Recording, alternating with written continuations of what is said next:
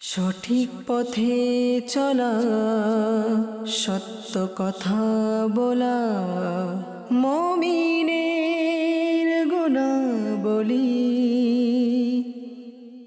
আলহামদুলিল্লাহি রাব্বিল আলামিন ওয়াসসালাতু ওয়াসসালামু আলা সাইয়্যিদিল মুরসালিন আম্মা বা'দ ফাআউযু বিল্লাহি মিনাশ শাইতানির রাজীম বিসমিল্লাহির রহমানির রহিম আসসালাতু ওয়াসসালামু আলাইকা ইয়া রাসূলাল্লাহ ওয়া আলা আলিকা ওয়া সাহবিকা ইয়া হাবিবাল্লাহ আসসালাতু ওয়াসসালামু আলাইকা ইয়া নবিয়াল্লাহ ওয়া আলা আলিকা ওয়া সাহবিকা ইয়া নূরাল্লাহ।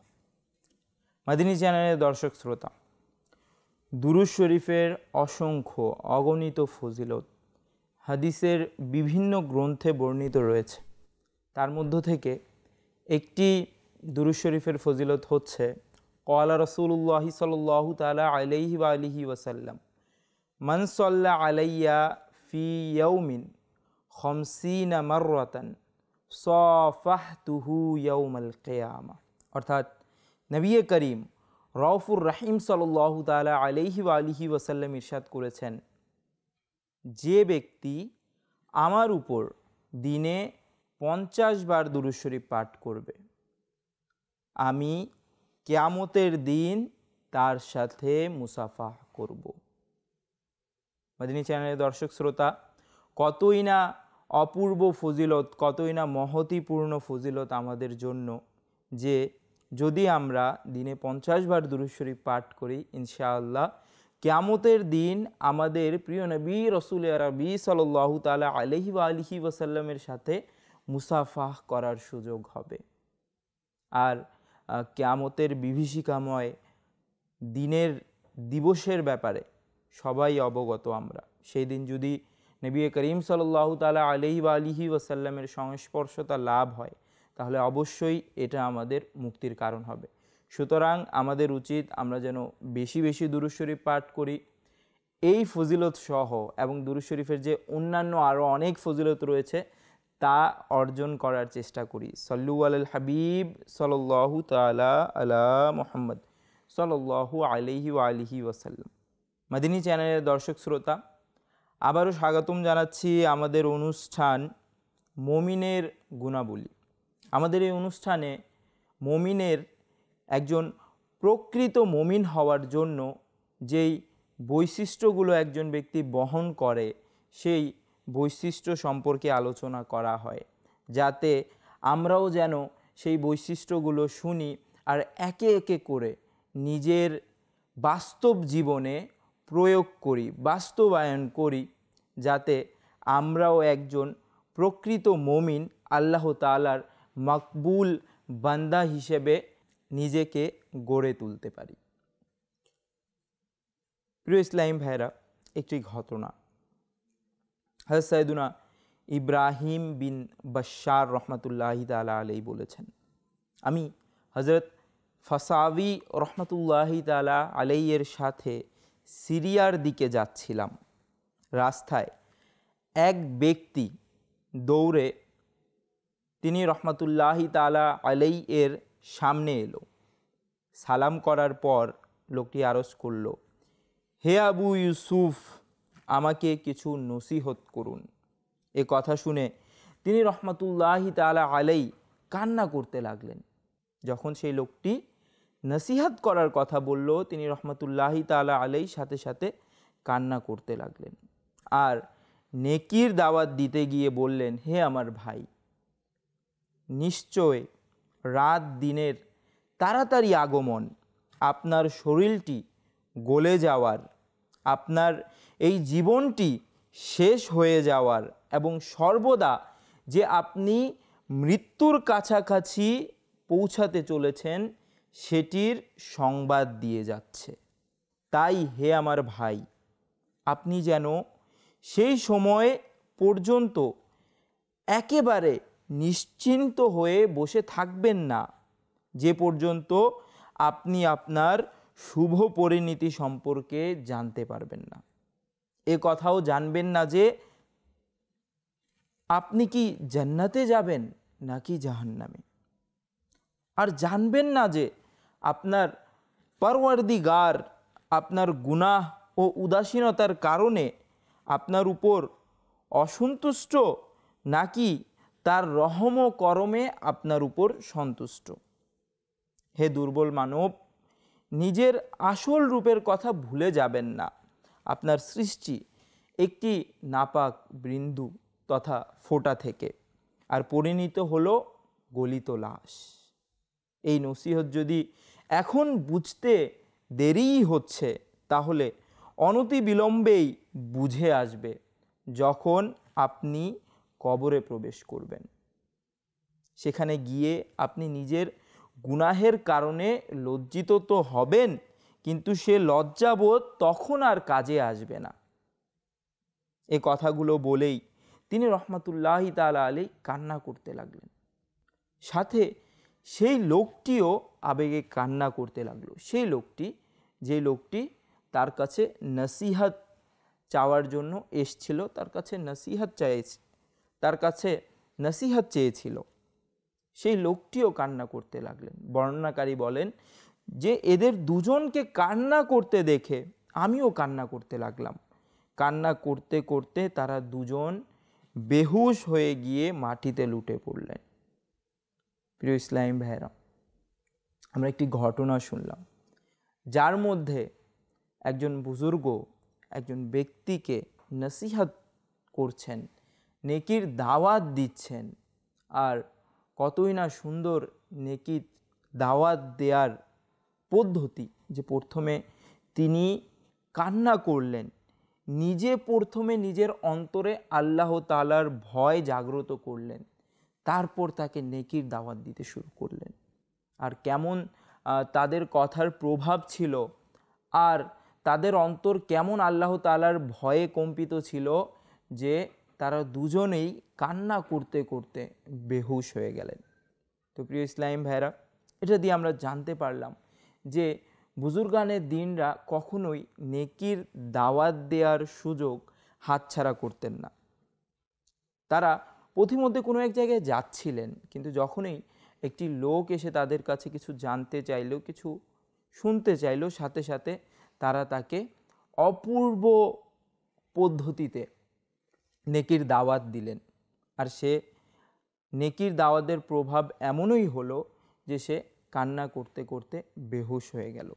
তো প্রিয় ইসলাম ভাইরা, এটা দ্বারা আমরা জানতে পারলাম যে আমাদের বুজুর্গানের দিনরা যারা ছিল, তাদের ভিতর একটি অভ্যাস ছিল, একটি বৈশিষ্ট্য ছিল, সেটা হচ্ছে নেকির দাওয়াত দেয়া। এটি একটি খুব ভালো গুণ, নেকির দাওয়াত দেয়া একজন প্রকৃত মুমিনের বৈশিষ্ট্যর অন্তর্ভুক্ত ও এই নেকির দাওয়াত দেয়া, ভালো পথে মানুষকে পথ প্রদর্শন করা, ভালো কাজের আদেশ দেয়া, খারাপ কাজ থেকে বারণ করা। তো এই নেকির দাওয়াত দেয়াটাও একজন মুমিনের বৈশিষ্ট্য, একজন প্রকৃত মুমিনের গুণ। আসুন আমরা কুরআনে পাকের আয়াত থেকে শুনব যে মহান আল্লাহ তাআলা নেকির দাওয়াত সম্পর্কে আমাদের কি আদেশ দিয়েছেন। মহান আল্লাহ তাআলা ইরশাদ করেন, ওয়ামান আহসানু কাওলাম মিম্মান দাআ ইলাল্লাহি ওয়া আমিলা সালিহান ওয়া ক্বালা ইন্নানি মিনাল মুসলিমিন। কানজুল ঈমান থেকে অনুবাদ। এবং তার চেয়ে কার কথা অধিক উত্তম, যে আল্লাহর প্রতি আহ্বান করে এবং সৎ কর্ম করে আর বলে আমি মুসলমান। তো প্রিয় ইসলামী ভাইরা, প্রথমে আমরা এই আয়াতের তাফসির শুনব। হযরত আল্লামা মাওলানা সৈয়দ নাঈম উদ্দিন মুরাদাবাদী রহমতুল্লাহি তাআলা আলাইহি লিখেছেন, হযরত আয়েশা সিদ্দিকা রাদিয়াল্লাহু তাআলা আনহু বলেন, আমার মতে এই আয়াতটি মুয়াজ্জিনদের শানে নাজিল হয়। আর একমত এও রয়েছে যে ব্যক্তি, এই আয়াতটি তার ব্যাপারে নাজিল হয় যে ব্যক্তি কোনোভাবে আল্লাহর প্রতি আহ্বান করে, অর্থাৎ নেকির দাওয়াত দেয়, সেও এই আয়াতের অন্তর্ভুক্ত।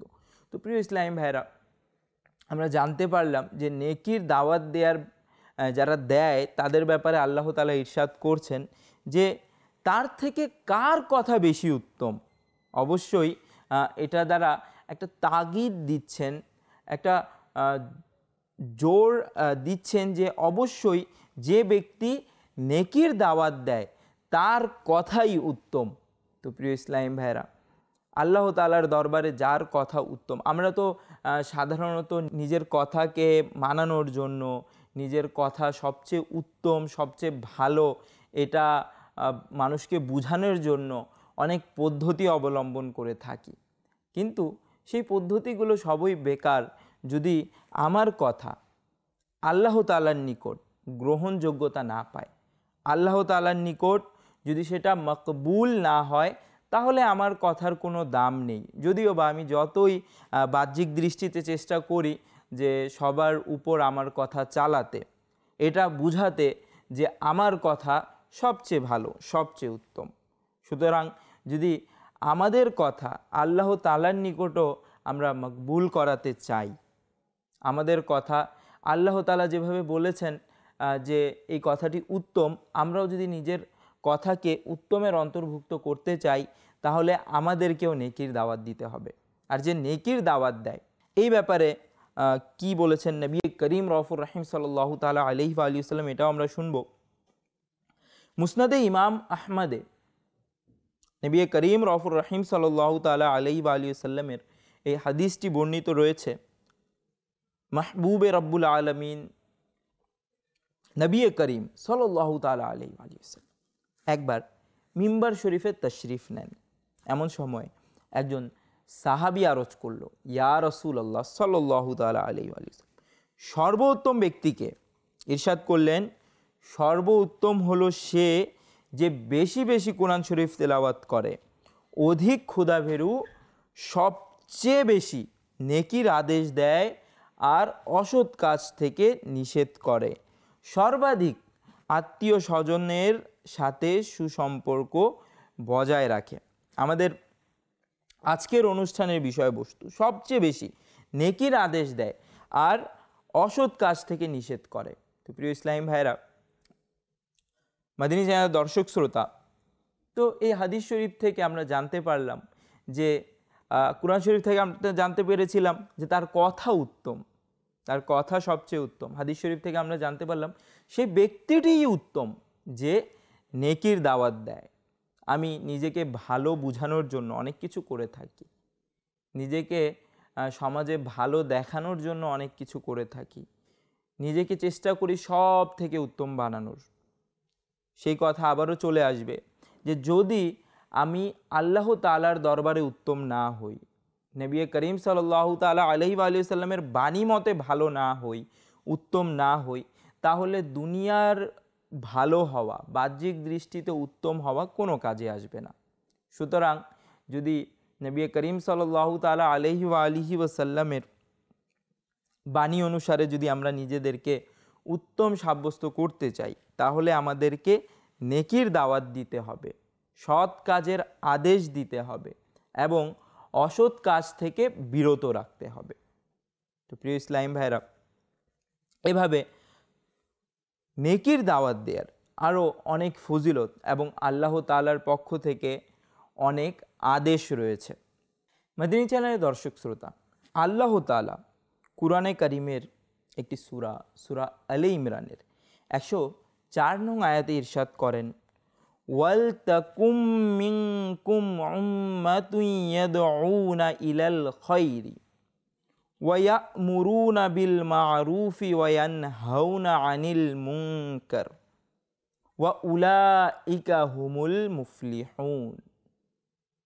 অর্থাৎ, এবং তোমাদের মধ্যে একটি দল এমন হওয়া উচিত যারা কল্যাণের প্রতি আহ্বান জানাবে, ভালো কাজের নির্দেশ দিবে এবং মন্দ কাজ থেকে নিষেধ করবে, আর এরাই লক্ষ্যস্থলে পৌঁছেছে। প্রিয় ইসলাম ভাইরা, এই আয়াতের তাফসিরের মধ্যে মুফতি আহমদ ইয়ার খান নাইমি রহমতুল্লাহি তাআলা আলাইহি বলেন, হে মুসলমানগণ, তোমাদের সবাইকে এমন দল হওয়া উচিত অথবা এরকম সংগঠন হও অথবা এমন সংগঠিত হয়ে থাকো যা সমস্ত পথহারা মানুষদের নেকির দাওয়াত দেয়, বিধর্মীদেরকে ইমানের দাওয়াত দেয়, পাপীদেরকে তাকুয়ার, উদাসীনদেরকে চেতনার, অজ্ঞদেরকে জ্ঞান ও মারিফাতের।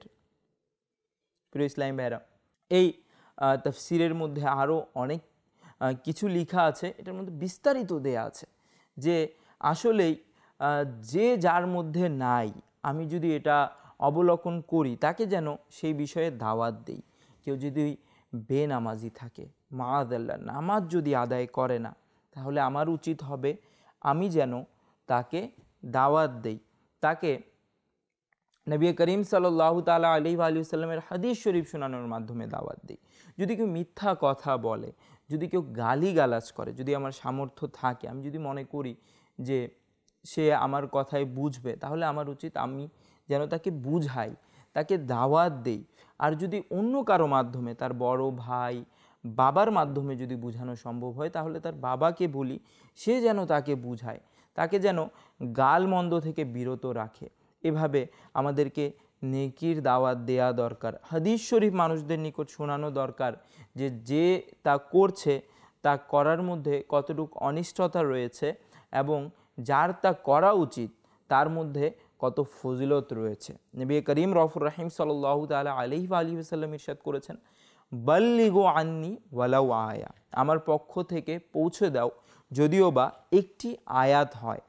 তো প্রিয় ইসলাম ভাইরা, যদিও বা নবী করিম সাল্লাল্লাহু তাআলা আলাইহি ওয়াসাল্লামের পক্ষ থেকে একটিও বাণী হয়, সেটা যেন পৌঁছে দেয়া হোক, এটার ব্যাপারে নবী করিম সাল্লাল্লাহু তাআলা আলাইহি ওয়াসাল্লাম আমাদেরকে আদেশ দিয়েছেন। মনে রাখতে হবে বাল্লিগু, বাল্লিগু এটা সিগায়ে আমার, অর্থাৎ আদেশের শব্দ।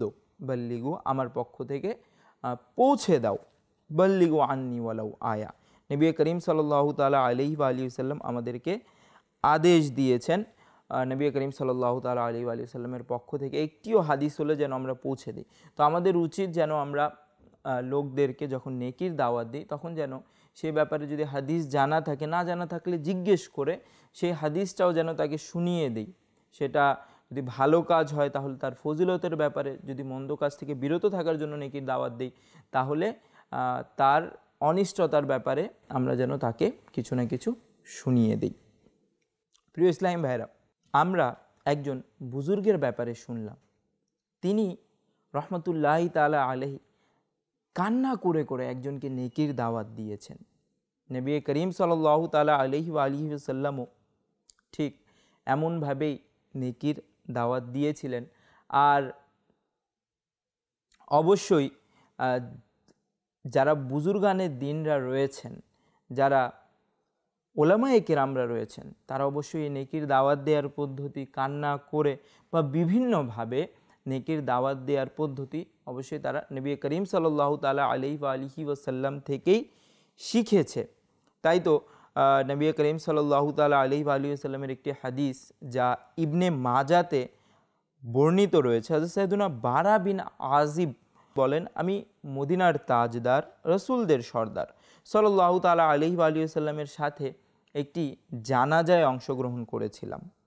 তিনি সাল্লাল্লাহু তাআলা আলাইহি ওয়াসাল্লাম কবরের পাশে বসলেন এবং এতই কান্নাকাটি করলেন যে তার সাল্লাল্লাহু তাআলা আলাইহি ওয়াসাল্লামের চোখ মুবারকের পবিত্র পানিতে মাটি ভিজে গিয়েছিল। অতঃপর তিনি সাল্লাল্লাহু তাআলা আলাইহি ওয়াসাল্লাম ইরশাদ করলেন, এর অর্থাৎ কবরের জন্য প্রস্তুতি নাও। প্রিয় ইসলাম ভাইরা, মাদানী চ্যানেলের দর্শক শ্রোতা, আমরা শুনলাম যে নবী করিম সাল্লাল্লাহু তাআলা আলাইহি ওয়াসাল্লাম কীভাবে নেকির দাওয়াত দিতেন। নবী করিম সাল্লাল্লাহু তাআলা আলাইহি ওয়াসাল্লাম কবরের পাশে বসে গিয়েছিলেন এবং কান্না করতে করতে ইরশাদ করলেন যে এর প্রস্তুতি নাও, অর্থাৎ কবরের প্রস্তুতি নাও। প্রিয় ইসলাম ভাইরা, প্রথমে এই হাদিসের যে একটি শিক্ষা কবরের প্রস্তুতি নেওয়া, এটাও আমাদেরকে নিতে হবে। আর এই কবরের প্রস্তুতি নেয়ার ভিতরেই কিন্তু নেকির দাওয়াত অন্তর্ভুক্ত। নেকির দাওয়াতের অনেক অনেক অনেক ফজিলত রয়েছে, যার ব্যাপারে আমরা শুনলাম যে উত্তম ব্যক্তি সেই যে নেকির দাওয়াতও দেয় এবং তার কথা উত্তম যে নেকির দাওয়াত দেয়। তো আমাদের উচিত আমরাও যেন নেকির দাওয়াত দিই। আর যদি এই ব্যাপারে বর্তমান যারা ওলামায়ে কেরাম রয়েছেন তাদের মধ্যে কারো ঘটনা বলি, তাহলে অবশ্যই আমির আহলে সুন্নাত দামাত বারাকাতুহুল আলিয়ার কথা এখানে উঠে আসবে, কেননা উনার নেকির দাওয়াত দেওয়ার যে পদ্ধতি তা খুব অপরূপ এবং শিক্ষণীয়, আমাদের জন্য খুবই শিক্ষণীয়। একবার আমির আহলে সুন্নাত দামাত বারাকাতুহুল আলিয়া কোনো এক জায়গায় যাচ্ছিলেন, পথিমধ্যে একজন লোক পান খাচ্ছিল, সে থুতু দিল, যার কারণে আমির আহলে সুন্নাত দামাত বারাকাতুহুল আলিয়ার সাদা পাঞ্জাবিতে দাগ পড়ে গেল। তো আমির আহলে সুন্নাত দামাত বারাকাতুহুল আলিয়া যখন সে হাসছিল, সে হাসি ঠাট্টা করছিল এটা নিয়েও, যখন আমির আহলে সুন্নাত দামাত বারাকাতুহুল আলিয়া তার কাছে নিয়ে গেলেন এবং বললেন, যদি আপনি খুশি থাকেন, আপনি যদি আনন্দিত হন, তাহলে আবারও পানের পিক থুতু নিক্ষেপ করেন। আমার দ্বারা যদি, তিনি নিজেকে বিনয়তার সাথে বলছেন যে আমি অধম দ্বারা যদি কোনো মুসলমানের মন খুশি হয় তাহলে আমি অনেক সৌভাগ্যবান। তো সে ওনার এমন আচরণ দেখে সাথে সাথে ওনার কাছে মাফ চাইলেন, মাফ চাইতে শুরু করলেন। তো আমির আহলে সুন্নাত দামাত বারাকাতুহুল আলিয়া সেই একটি সুযোগ, নেকির দাওয়াতের সুযোগ পেয়ে গেলেন এবং তিনি দামাত বারাকাতুহুল আলিয়া তাকে বললেন যে না, এইভাবে না, চলুন আমরা ইজতিমাতে যাই। তো আমির আহলে সুন্নাত দামাত বারাকাতুহুল আলিয়া তাকে ইজতিমাতে নিয়ে গেলেন, যেই ইজতিমাতে বয়ান হয়, নাত হয়, যার মধ্যে আল্লাহ তাআলার ইবাদত হয়, ইলমে দ্বীনের শিক্ষা দেয়া হয়। তো প্রিয় ইসলাম ভাইরা, আমাদেরও উচিত আমরাও যেন আমাদের বুজুর্গানে দ্বীনদের থেকে শিক্ষা গ্রহণ করি এবং নেকির দাওয়াতের যে হাদিস রয়েছে, আয়াত রয়েছে, তার উপর আমল করি। আগামী অনুষ্ঠানের আমন্ত্রণ জানিয়ে বিদায় নিচ্ছি। সল্লু আলাল হাবিব সাল্লাল্লাহু তাআলা আলা মুহাম্মদ সাল্লাল্লাহু আলাইহি ওয়া আলিহি ওয়াসাল্লাম। সঠিক পথে চলা, সত্য কথা বলা,